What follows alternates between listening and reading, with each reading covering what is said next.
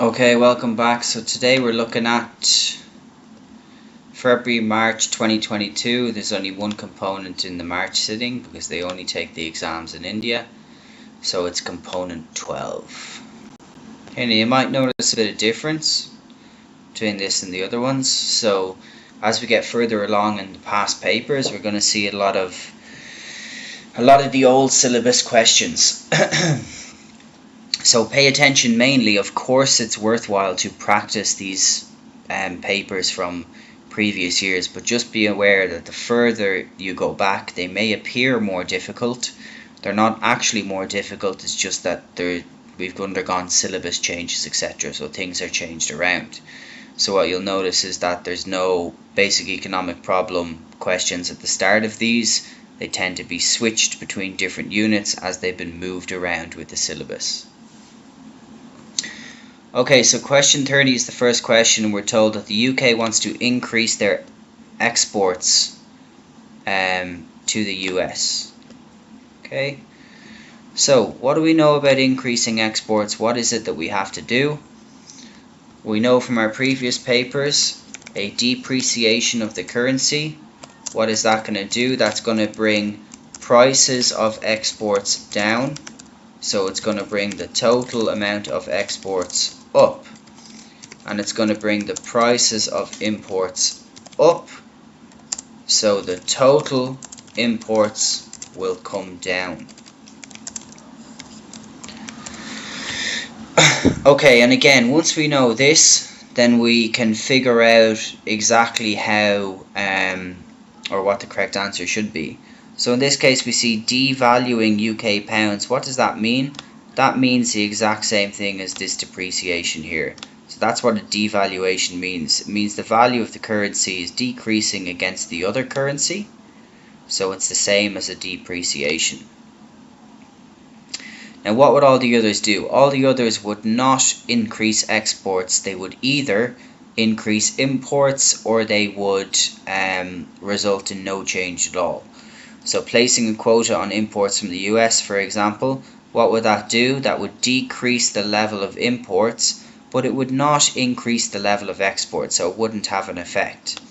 And borrowing US dollars from international banks and selling US dollars to buy UK pounds, same thing. How would they affect? Remember that the foreign exchange market is just a demand and a supply curve, and based on whether they're selling or whether they're buying currencies at the time, it would either result in imports going up, but it would not result in a change in the exports, which is what we're looking for. Foreign exchange markets reasons for changes are all outlined in the foreign exchange chapter. I've showed you guys previously in videos before. There's a great list on Save My Exams that I have saved on the OneDrive, which gives a very detailed breakdown of all the reasons for shifts in demand or shifts in supply, etc.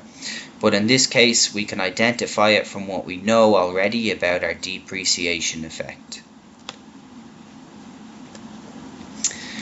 Okay, question 29. So, international companies have made substantial investments in computer production in India. India is now a major centre of the world computer industry. Profit margins are high since labour costs are a tenth of what they are in the US. Wow, that's such a big differential. What does this suggest is the reason for companies locating in India? Okay, is it about their cheap land? No, because we haven't been told anything about this. We're saying what does this suggest is the reason, so we know the information is coming from here. So what we can see is that it has to be the competitive wage rates, because we're told up here above that the labour costs are much cheaper in India than they are in the United States. So when the labour costs are cheap, that means that wages are very competitive. In other words, we can get or we can attract skilled labour and pay them a fraction of what we would pay them in another country like the US. That's going to keep our cost of production down, and that's going to make our profit margins get larger. So would it be the availability of investment funds or capital funds? No, neither of them would affect it also. Sorry, just bear with me for 1 sec. Hello?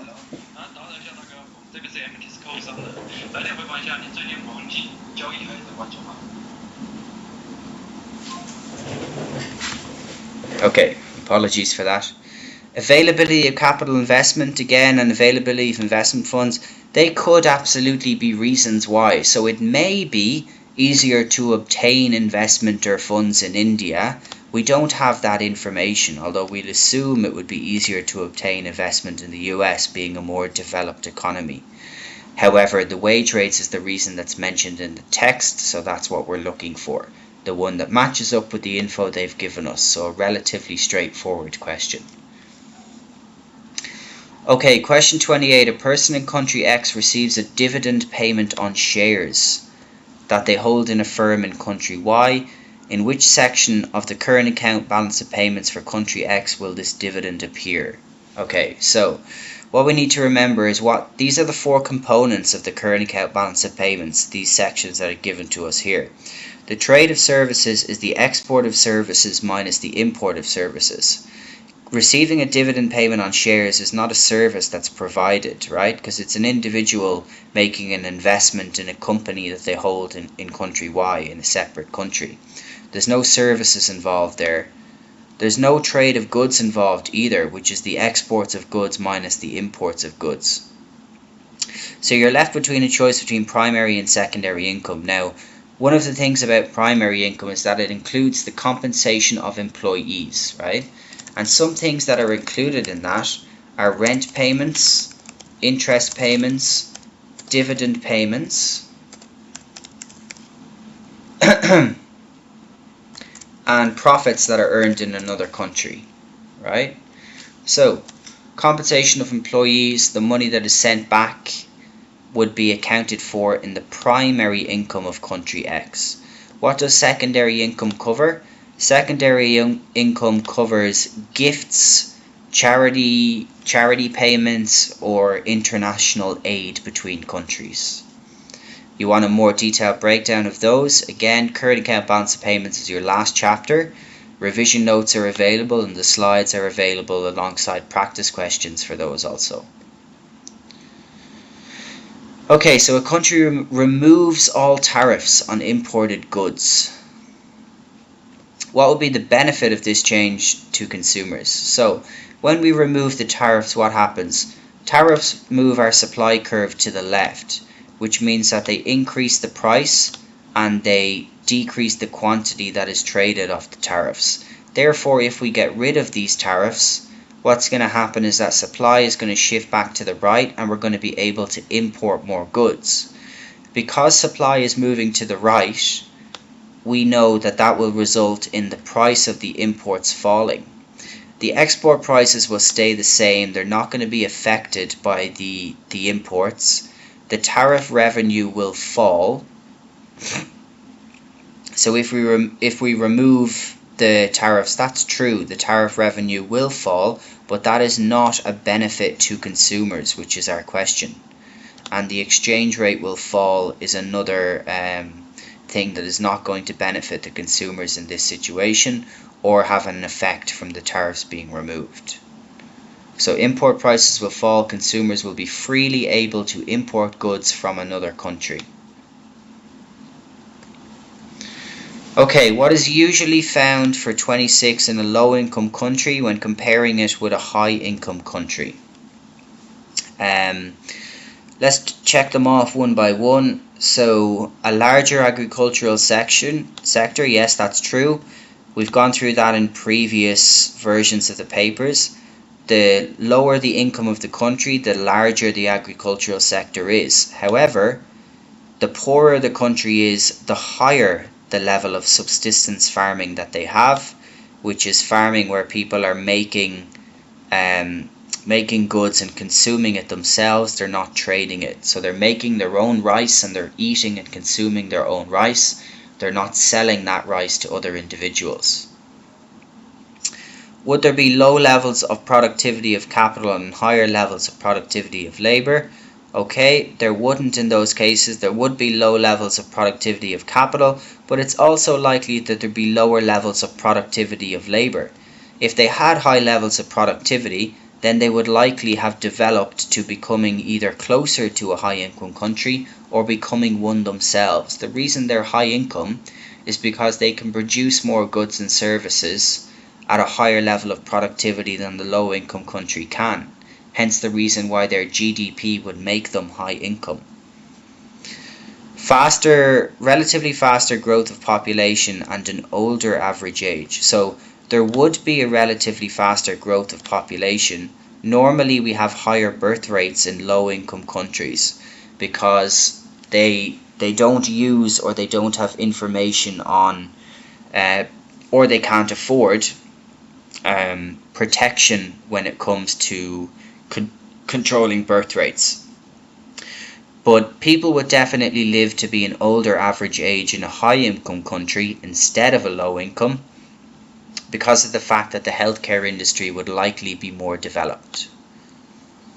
So what they would have is they would have relatively lower levels of saving and a less skilled workforce. Less savings in a low income country compared to a high income country, and the workforce is likely to be less skilled than in a high income country also. Okay, question 25. A newspaper article on poverty in country X included the following statements. The poverty line is living on less than $2 a day, and then those on average income consume 5 times more calories per day than those on the lowest incomes. What type of poverty is described in each of these statements? Okay, so the first one would be describing absolute poverty, which is poverty where they can't even afford the basic necessities. And if you're earning $2 a day, you can be pretty sure that you're not going to be able to afford the food, the water, and the shelter that you need to live a decent life. The second statement is relating to relative poverty, which is where we may feel like our living standards are lower than those people around us who have more money. So somebody who's living in relative poverty in the UK, for example, or in America, may actually be a wealthy individual or considered to be middle class in another economy. So relative is relating to how you feel or how you view yourself in comparison to the people that you hang around with. So therefore, the correct answer would be B. Statement 1 is absolute poverty, they can't afford the basic necessities, and statement 2 would be relative poverty. Okay, question 24, the Human Development Index.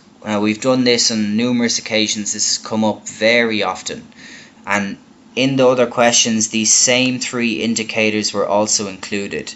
Life expectancy, income per head, and the mean years, also known as the average years of education. So they are components that are included in the HDI. Okay. The number of schools is something that is not included in the HDI. So that can be taken out there. And the inflation rate is something that is not taken into account with HDI either.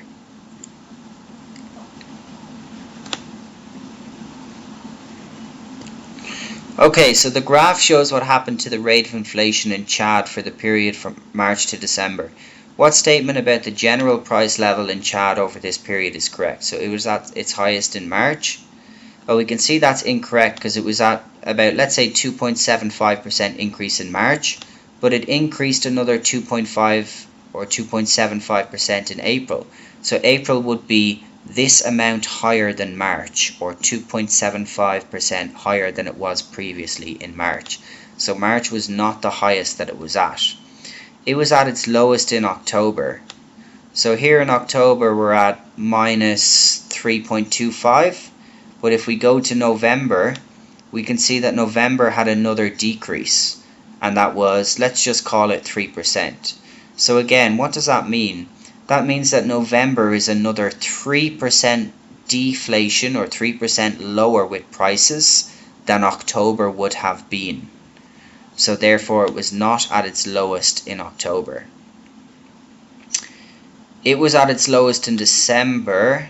That one is correct because we can see December is the last month that's mentioned here, I know we can see it trending upwards, but we're not given another month. We're only told the period is March to December. So I think they could have structured this graph in a better way. But it would have been at its lowest in December because it's the last month and we can see they still had deflation. So December would be almost 2% less than what it would have been in November, and November would have been almost 3% less than what it would have been in October.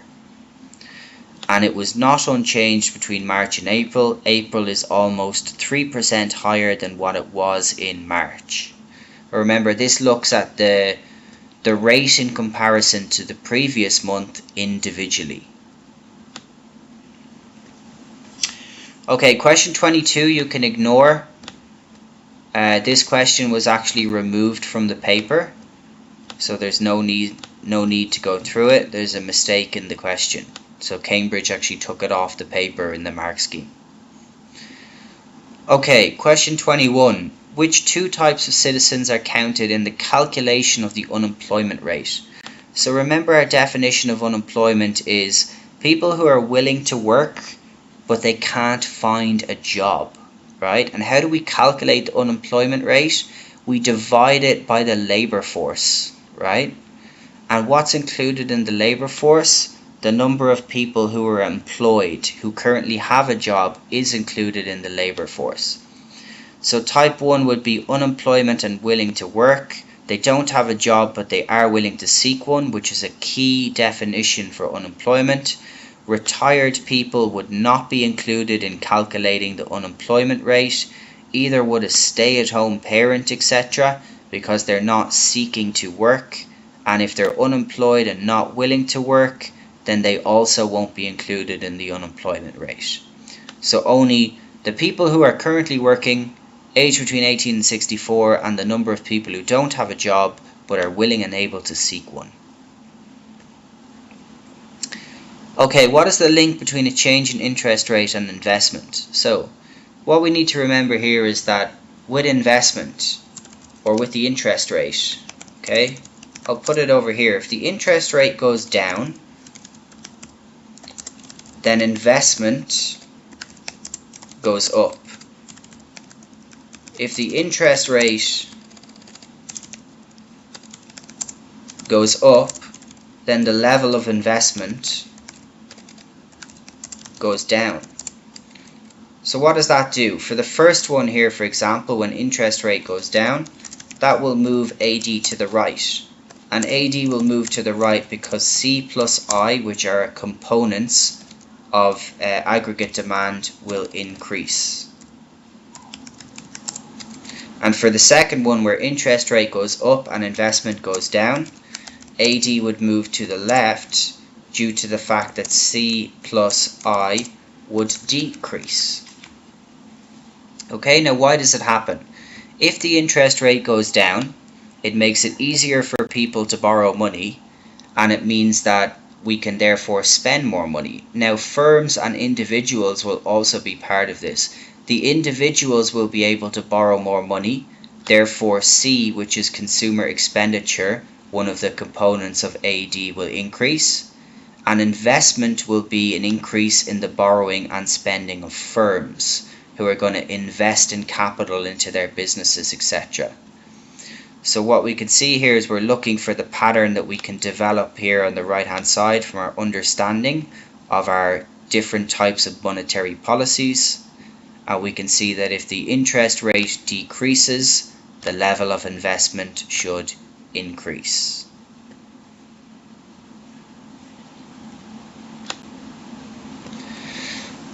Okay, question 19. The table shows economic indicators for an economy over a 1-year period.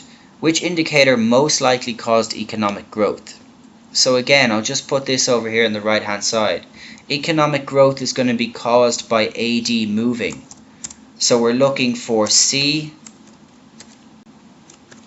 or I or G or X minus M to increase. Okay, what do they all stand for individually? C is consumer expenditure, I is investment, G is government spending, and X is exports and M is imports. Those two are taken away from each other to get your net exports. So saving is not a part of what will generate or increase our real GDP or our AD. Inflation is not a part of it either. Either is the unemployment, but investment is. So what are unemployment, inflation and savings? They are consequences of economic growth. It's possible that we may have inflation when we move AD through these components. It's possible that saving will decrease, and it's possible that unemployment will either go up or down also, depending on which way we're moving AD.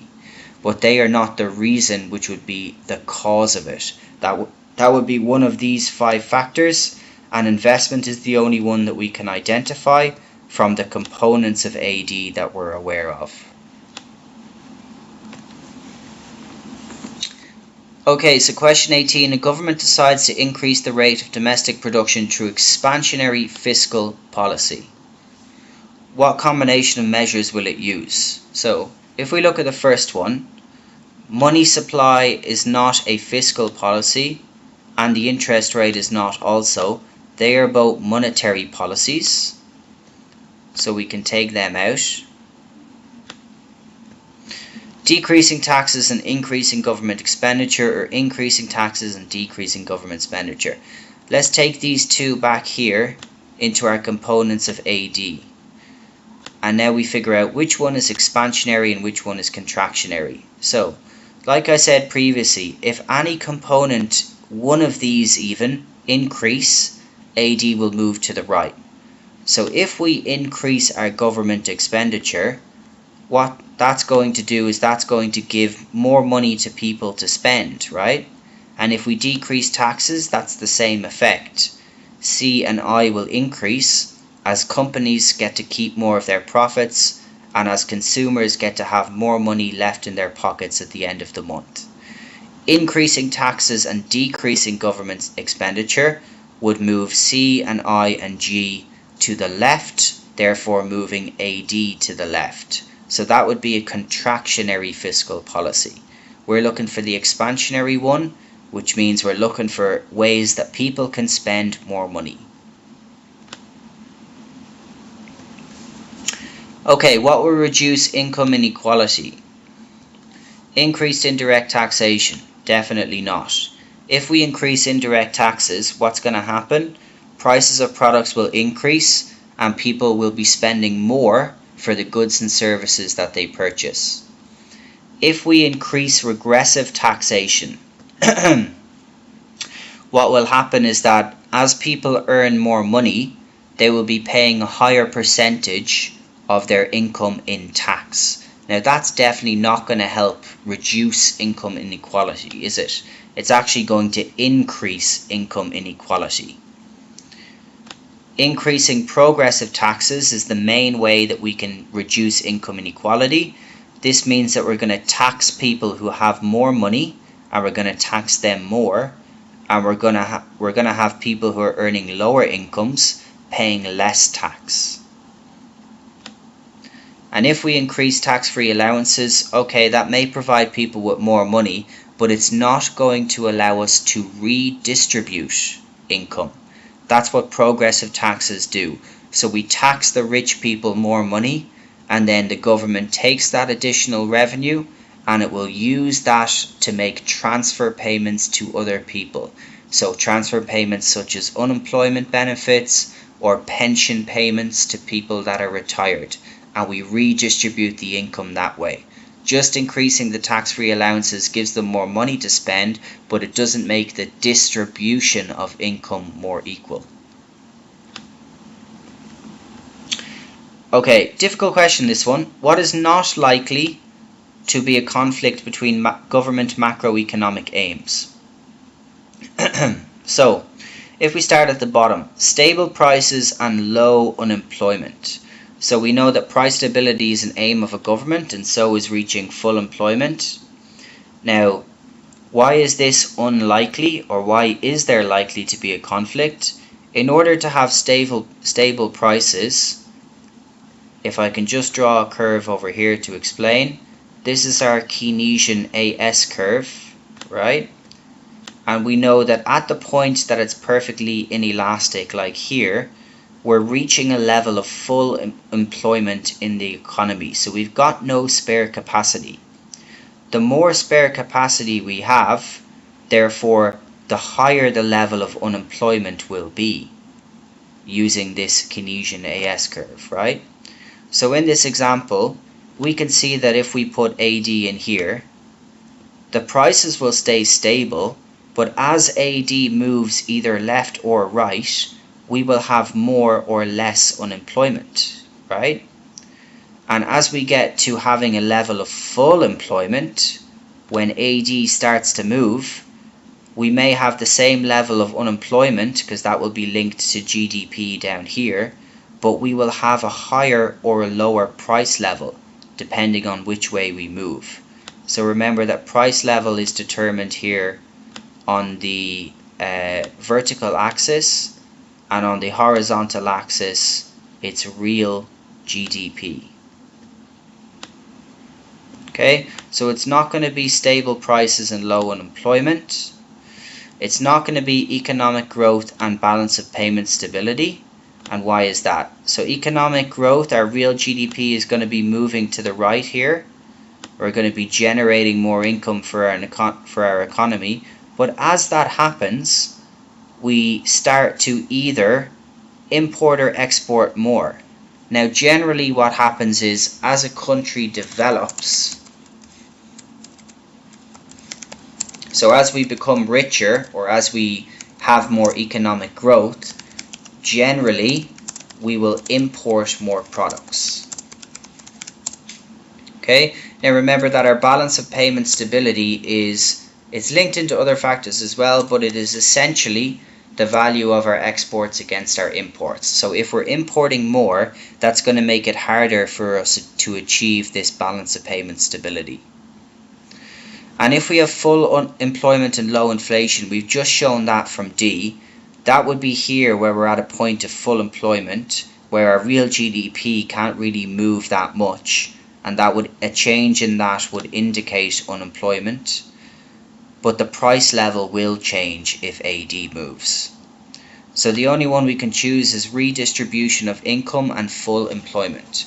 So even when we're at this point and if AD moves, the price level may change, but we may still be able to redistribute income.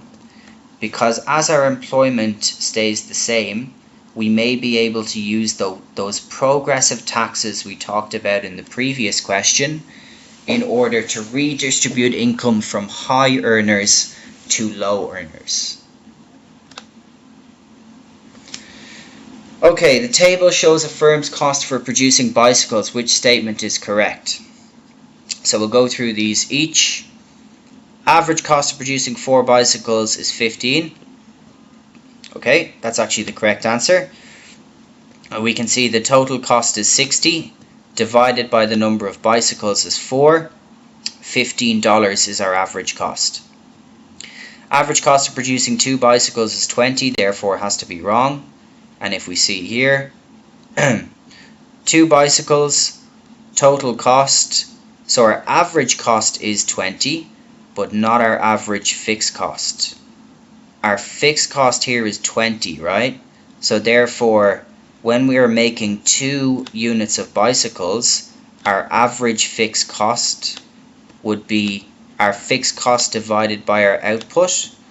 So our average fixed cost would actually be 10, because our total fixed cost is 20, 0 units of output, we still have to pay $20, and when we're making 2 spread across the output, that's 10 per unit. Okay, so total fixed cost is not $10, total fixed cost is 20. Your total fixed cost is whatever you have here when your number of bicycles or your output is 0. And total variable cost of producing 3 bicycles is 50. That's also wrong. Total cost is 50, so variable cost has to be 30. 50 minus 20 from your fixed cost. Okay, this is a difficult question. I'll show you an easy way that you can figure out what the correct answer has to be. So, The diagram shows the demand for and supply of Chinese steel. Government subsidies for the Chinese steel industry led to 200 million tons of excess output. So what does that mean? That means that on our supply curve, because that shows our output, right? We have to be 200 million above where we were producing previously. Okay? What diagram would represent the position after the subsidy? Now the first thing we need to be looking for is, what do we know happens after a subsidy? So what should our diagram show? Our diagrams should show supply shifting to the right, because that's what happens when we have a subsidy, right? So in this case they haven't labelled demand and supply very cunningly. Here we don't have any shift, so we know it can't be A. In B, this is a shift in the demand curve, right? So that's a shift in demand, it's not a shift in supply, so we know that that can't be showing a subsidy also.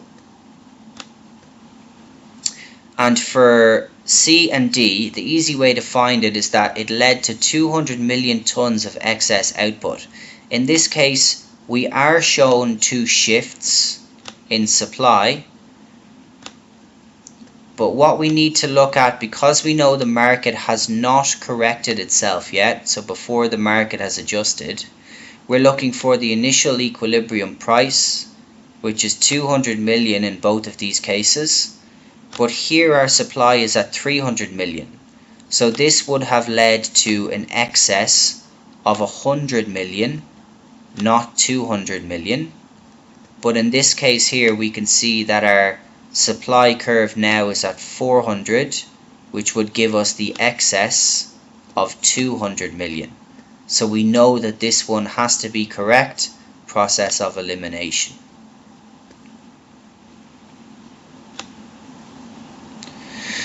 Okay, question 13. Like I told you guys before, please make sure that you recap. You just have to learn these. There's not too much explanation I can provide for them. They're all described in Unit 3, the different types of mergers that we have.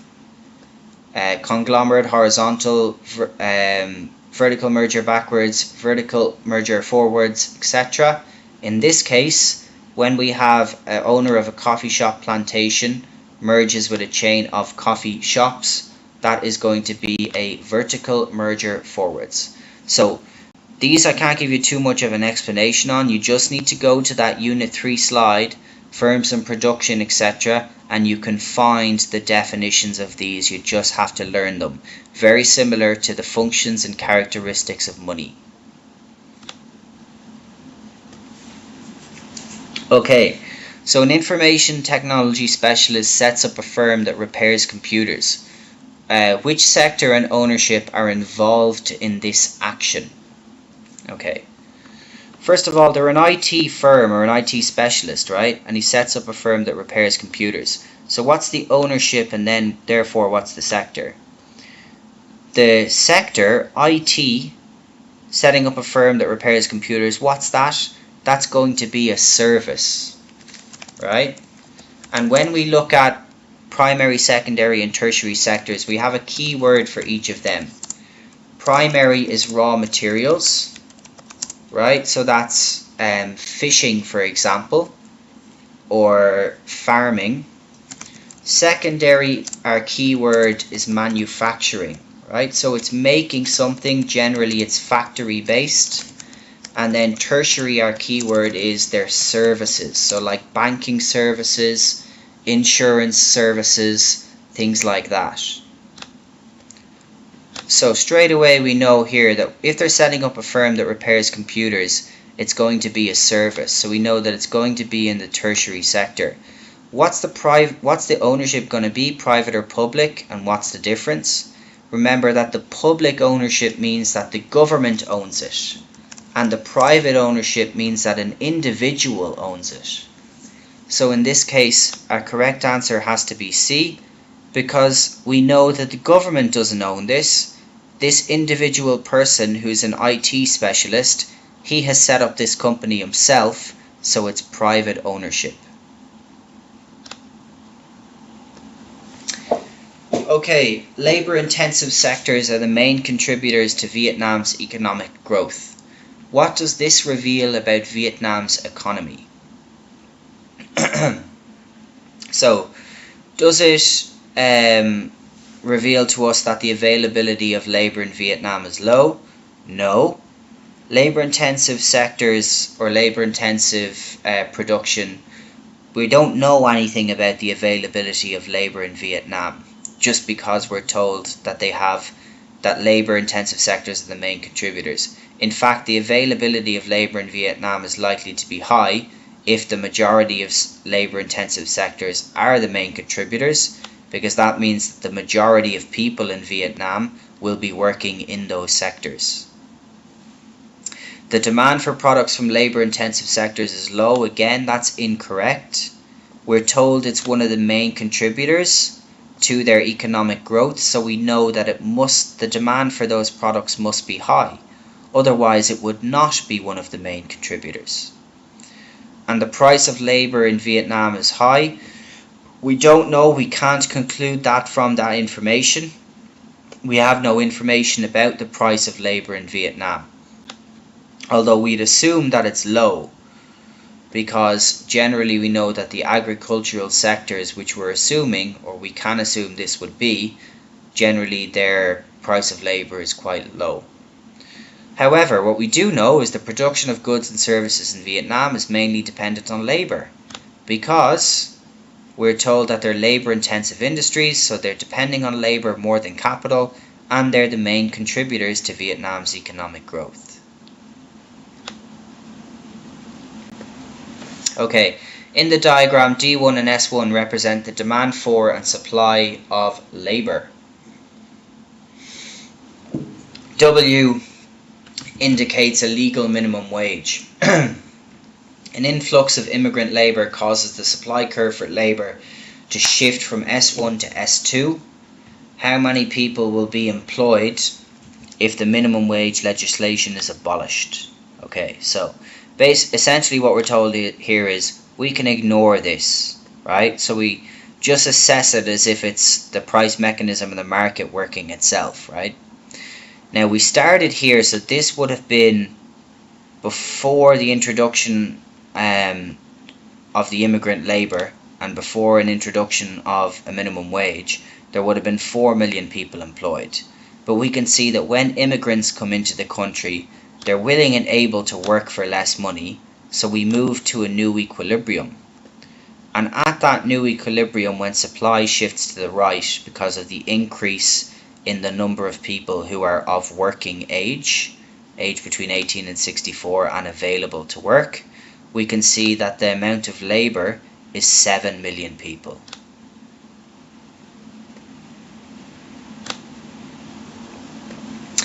Okay, interest rates go down. How does this affect consumers' saving and spending? I'm not going to spend too much time on this. I already went through it in the other one with C and I and G, etc. Interest rates go down, people will save less money, so savings will fall and spending will increase. C will increase and I will increase from the components of aggregate demand because it becomes easier for them to borrow large amounts of money, or money in general. Okay, a medical report that outlined the disadvantages of eating sugar caused the demand for sugar to decrease. However, producers of sugar were not able to adjust their supply quickly and continued producing sugars at previous level. What was likely to have happened in the market for sugar? So, in this case, try and figure out what's happening here. Producers of sugars were not able to adjust their supply quickly. What we're told is that the demand for sugar has decreased. So draw a simple demand and supply diagram, which should help us to figure this out.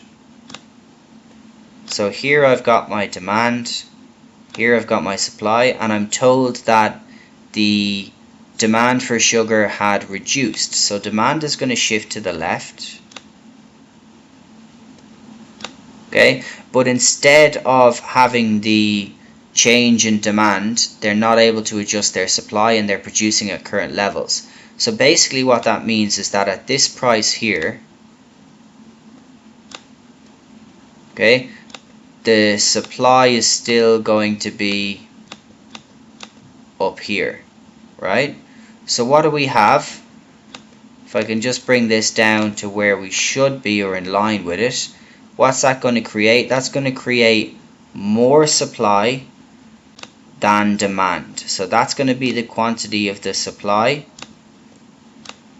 Call it Q1 and I call this one Q2. That's going to be the quantity of demand. And what we can see is that the level of supply is bigger than the level of demand. So what does that create? Whenever supply is bigger than demand, that creates an excess supply. An excess demand is if the demand is bigger than the supply. A government subsidy, we've not been told they've been given any free money, and it doesn't result in rising prices. It will result, certainly when the market corrects itself, in the price of the product coming down. Okay, this is a good question. It's quite difficult. So, in a country, the total demand for vehicle fuel is price inelastic. However, the demand for any given brand of vehicle fuel is price elastic. So this comes down to the factors that affect PED. One of those factors is the width of the definition of the market. And we say that the narrower the market becomes, the more elastic the PED becomes. So if brand X increased its price by 10%, what would be the most likely effect? So consumer spending on vehicle fuel would decrease. That's going to be wrong. Okay? Consumer spending on vehicle fuel for this given brand would decrease, but consumer spending for the vehicle fuel in total would not really change, because what they would do is the consumers would switch away from this brand X and they would move to brand Y or brand Z instead. So they'd probably still spend the same amount of money, they would just move away from this brand which has increased their price. The price of other brands would fall. It would not affect the price of other brands. Because brand X is going to be losing customers, what would happen is that they would keep their price the same and they would be able to collect the customers that brand X has lost. The revenue from brand X would increase. Okay, so we know that's wrong. What do we know about when the PED is elastic? And remember, we're told it's elastic for brand X, right? Well, we know that when price goes up, the total revenue or total expenditure goes down. And when the price goes down, the total revenue or the total expenditure goes up, right? That's in the case where it's elastic. So in this case, the revenue from other brands would increase is the correct answer. As they increase, because they're elastic, their demand is going to decrease by more than 10%. And then those customers are going to switch into other brands, meaning that they can get more customers and get more revenue and more profits.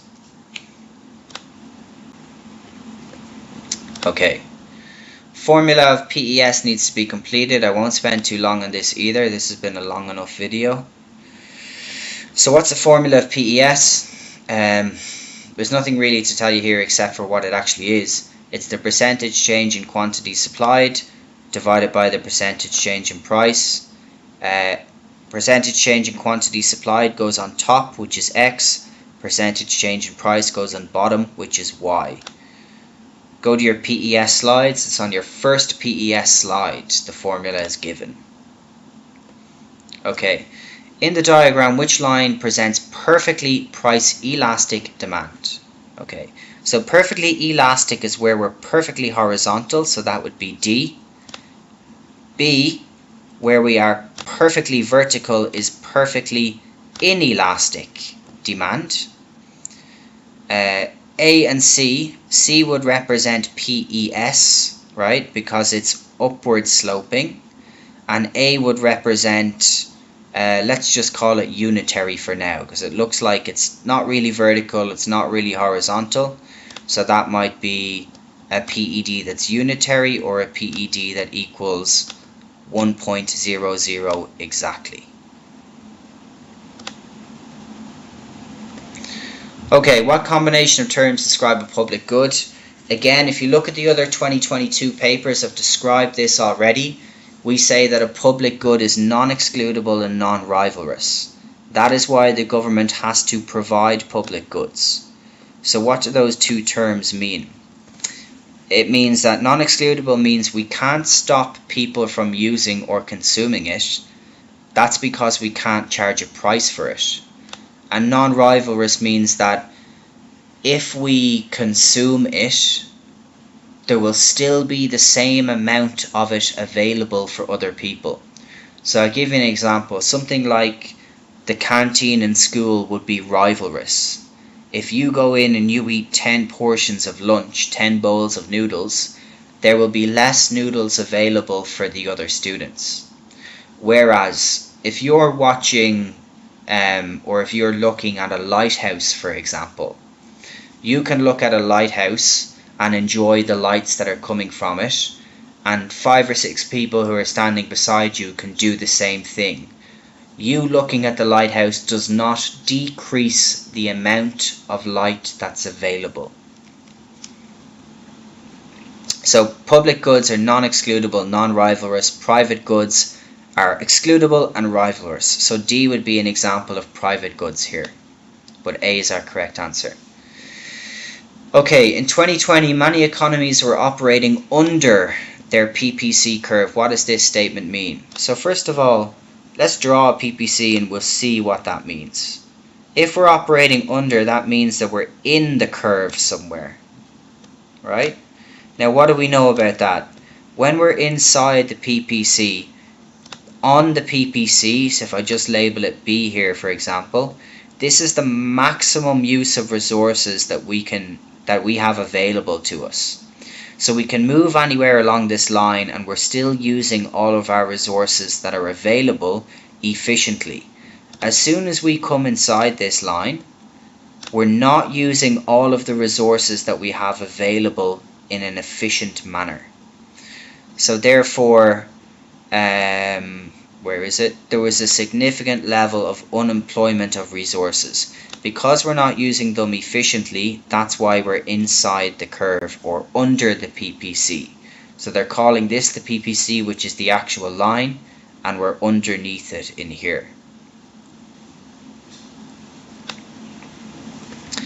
Okay, why might a government choose to increase spending on healthcare instead of spending on building new roads?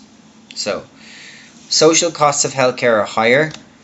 That's not going to be our answer. Now, why is that?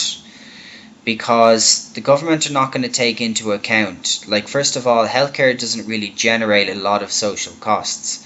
We may have some benefits that healthcare generates, like external benefits, because it's a merit good. And we know that merit goods generate those external benefits. So we want to get people to consume them. The goods that generate external costs are our demerit goods, and we want to get people to stop consuming them.